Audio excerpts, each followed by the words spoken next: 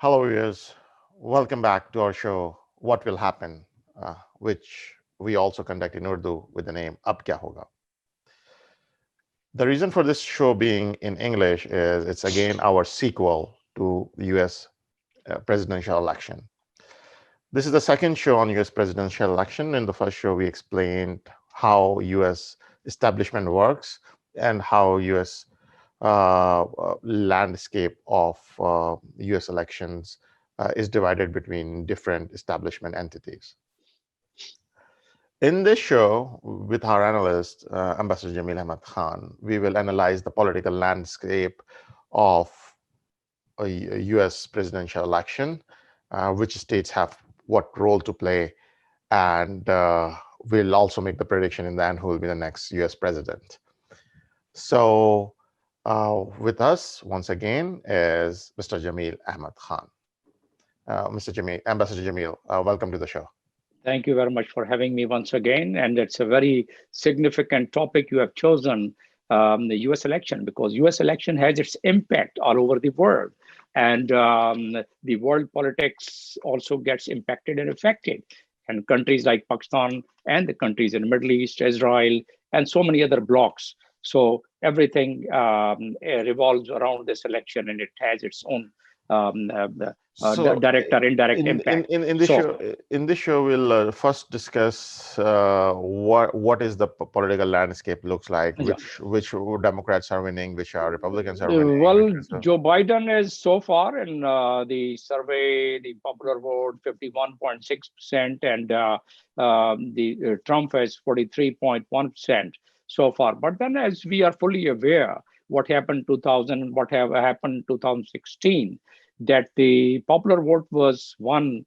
Even Hillary had the lead last time, about 3 million vote or so. But once it came to the electoral college, then the entire things got changed. So in order to understand this landscape, basically you have about 435 state representatives and you have 100 senators. So there's a mix and match according to the Constitution of the United States, and then they have the combination of this mix and match. For example, now California has maximum electoral votes, that is 55 or so, and Alaska has 3 votes only. So therefore, that entirely changes the landscape of the winning candidate. This time also, Joe Biden is in a popular vote is taking a lead, but people are quite apprehensive about the swing states and their not only popular vote but the electoral college vote. So and those swing states are not 1, 2, or 3 or 4. There are about 10 or 11 swing states. And there is another terminology which you might have heard in the United States is the shy voters.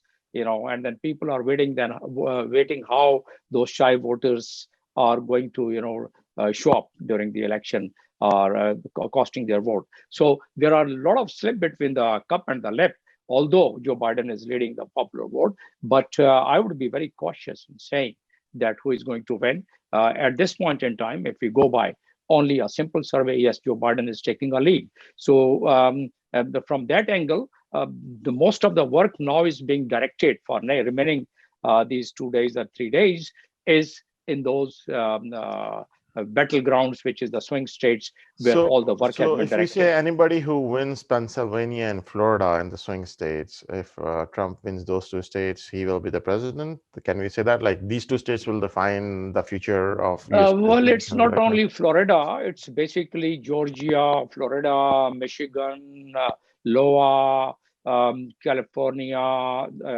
Texas, and Wisconsin. All these states, there are about 9 states, they are But the deciding factors. it's like Georgia technically is no more swing state because since Jimmy Carter, they have never elected a Democratic candidate. And This time it has been taken as a swing state because both parties are now working very hard there.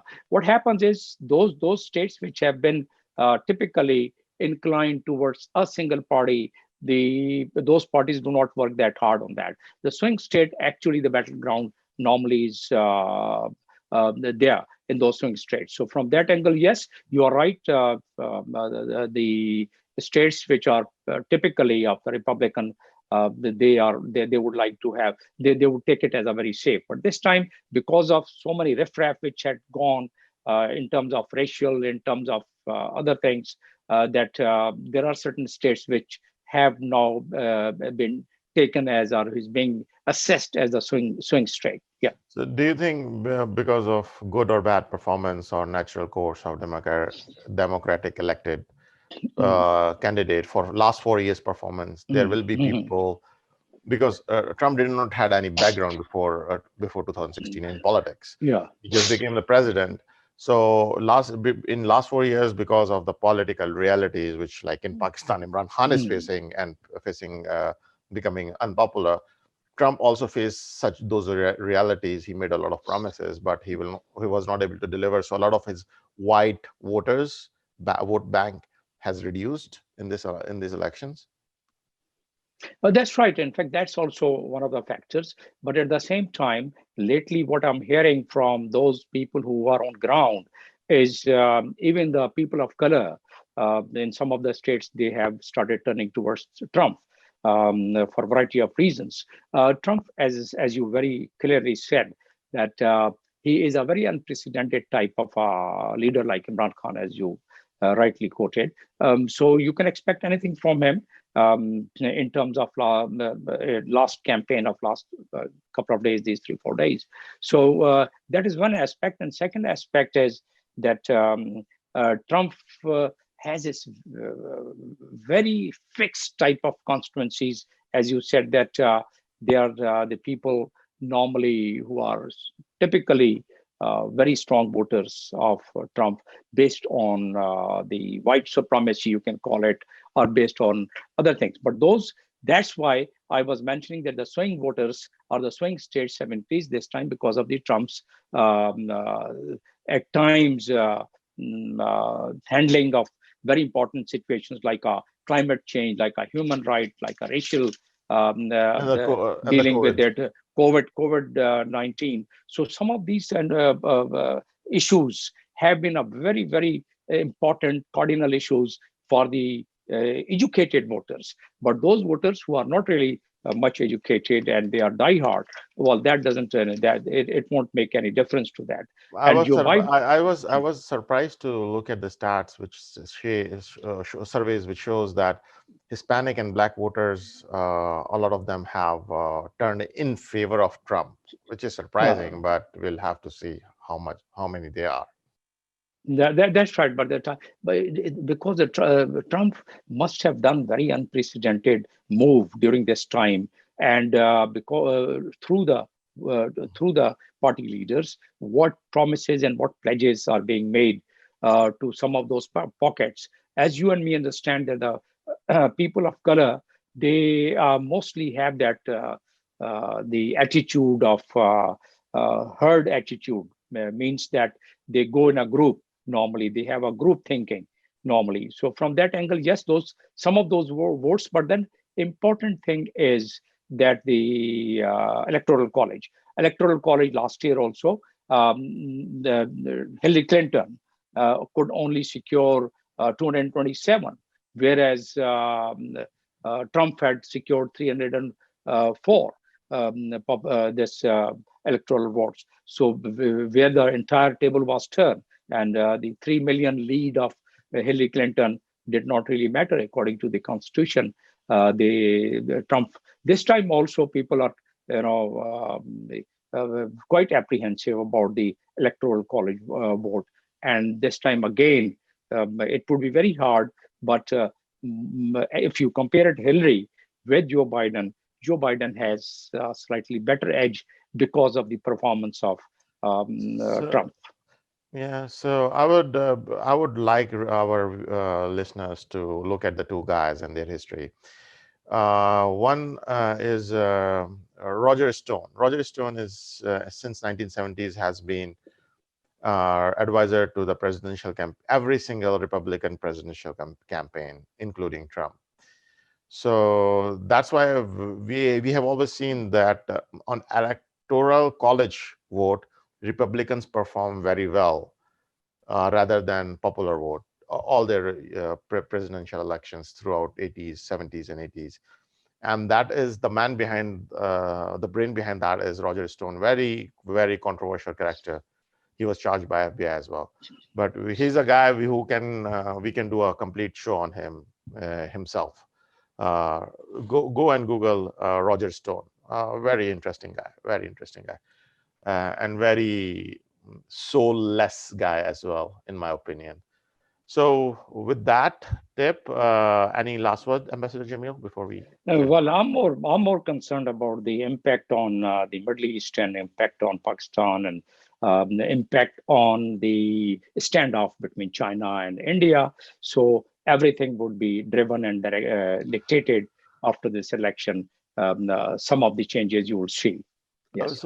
But in our last show on U.S. presidential election, which this show is a sequel, we discussed that in detail, that some of the major policies will remain same. Maybe if Biden is elected, Syria and Libya and Yemen will become hotter bed of insurgencies and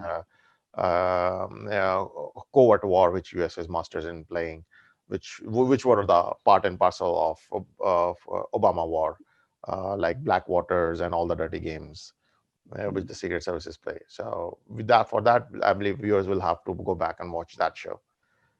So with that, what is in the end we promise our viewers to make the prediction. So what is the prediction from our show for who will be the next U.S. president? No, I'm having my say calculation and analysis that this time also Trump might as well make it, but with a very thin margin because of the popular vote.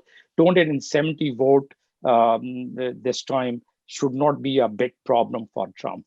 So although if other people have different say inclination towards Joe Biden or towards anyone else, my own personal liking could be different, but that's what the statistics and that's what the landscape of the election says. And in that case, at least Pakistan, the way the things are moving in the Middle East, that would go on the way it is going on.